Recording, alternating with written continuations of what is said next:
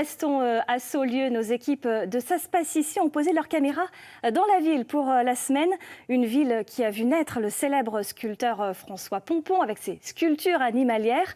Un musée retrace d'ailleurs son histoire. On y retrouve tout de suite Sébastien Quéroux.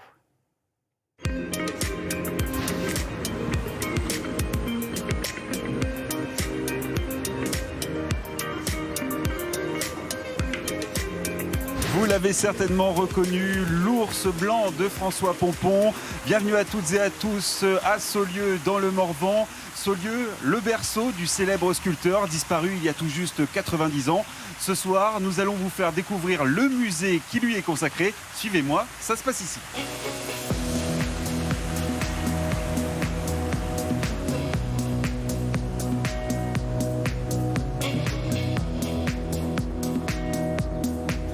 Bonsoir Laura Campos. Bonsoir. Et merci de nous accueillir ici au musée François Pompon. Alors, c'est vrai qu'à Saulieu, on n'a plus vraiment besoin de présenter cet immense artiste. Mais pour les téléspectateurs qui ne le connaîtraient pas encore, vous pouvez nous raconter qui était François Pompon.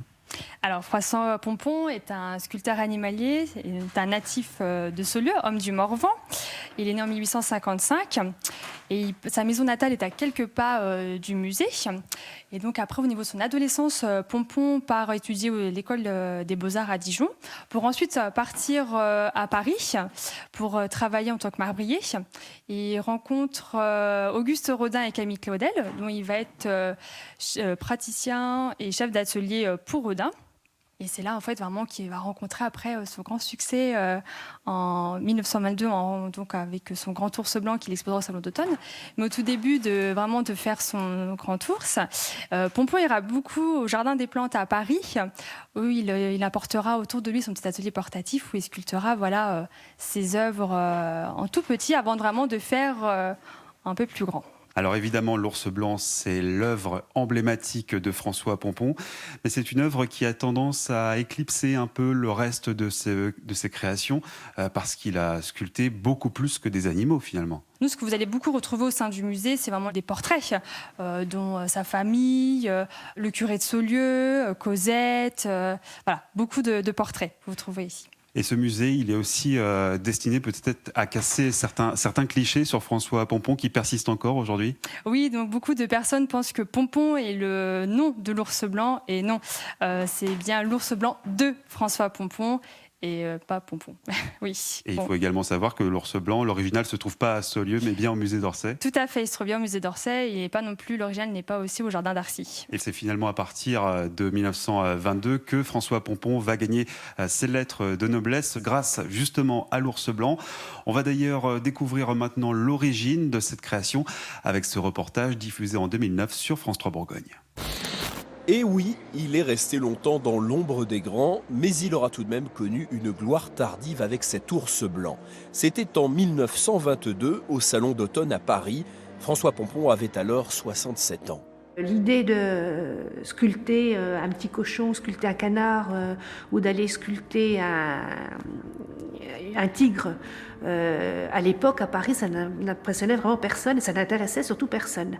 Mais il a quand même tenu bon et tous les ans, il présentait des petits animaux au Salon des artistes français, sans grand succès. Et puis jusqu'au Salon 1922, il va avoir l'idée de présenter un ours.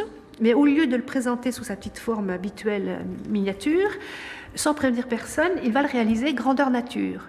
Alors là, évidemment, le visiteur est subjugué lorsqu'il découvre cette masse énorme à l'entrée du salon. Et c'est à partir de ce moment, malheureusement très tardivement, que Pompon se fait connaître et il va acquérir une gloire assez rapidement. Pompon ne connaîtra la gloire qu'une dizaine d'années avant sa mort, mais jusqu'au bout, il restera attaché à sa Bourgogne natale.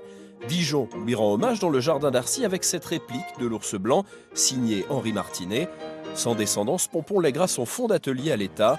Aujourd'hui, le plus grand nombre de ses œuvres est visible en Bourgogne, dans les musées de Dijon et de Saulieu. Bonsoir Safira Dufour. Bonsoir. Vous faites également partie de l'équipe du musée. Oui. Finalement, comment on pourrait définir le style de François Pompon? Alors déjà, est-ce qu'on peut parler de style Pompon? Ça, c'est à débattre. Certains spécialistes sont pour, d'autres sont contre. Mais si on peut parler des œuvres de Pompon, je dirais que c'est essentiellement un grand amour pour la ligne, la forme et les courbes. Essentiellement, comme on peut le voir sur le lapin courant juste ici, on voit vraiment on voit le mouvement. On a l'impression que ce lapin est prêt à nous bondir dessus. Il est plein de vie. Et tout ceci dans un style assez épuré, très lisse. Et c'est ça finalement qui fait un peu la patte de Pompon. Et c'est vraiment un artiste qui en a inspiré d'autres, et encore aujourd'hui peut-être? Encore aujourd'hui, Pompon en inspire plus d'un. On a beaucoup de visiteurs, nous, ici au musée, qui prennent le temps de dessiner, de reproduire les œuvres de Pompon. On a aussi des artistes qui ont gagné le prix à Bruxelles, donc le prix Pompon pour les sculptures.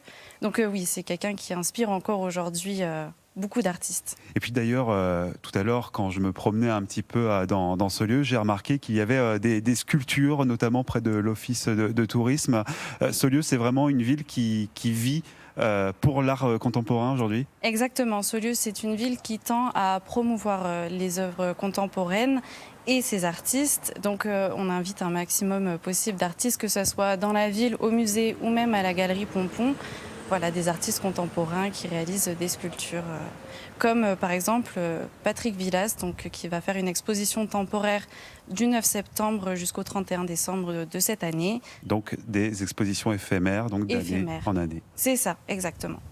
Merci beaucoup Safira Dufour, et on rappelle que cette année, cela fait exactement 90 ans que François Pompon nous a quittés. Et pour celles et ceux qui souhaiteraient en savoir plus, eh bien sachez que le musée François Pompon est ouvert tous les jours, mis à part le lundi après-midi et le mardi. Ça se passe ici, c'est terminé pour aujourd'hui. Place maintenant à la suite de votre journal. Merci Sébastien, on vous retrouve donc demain toujours à Saulieu où nous découvrirons cette fois une ressourcerie.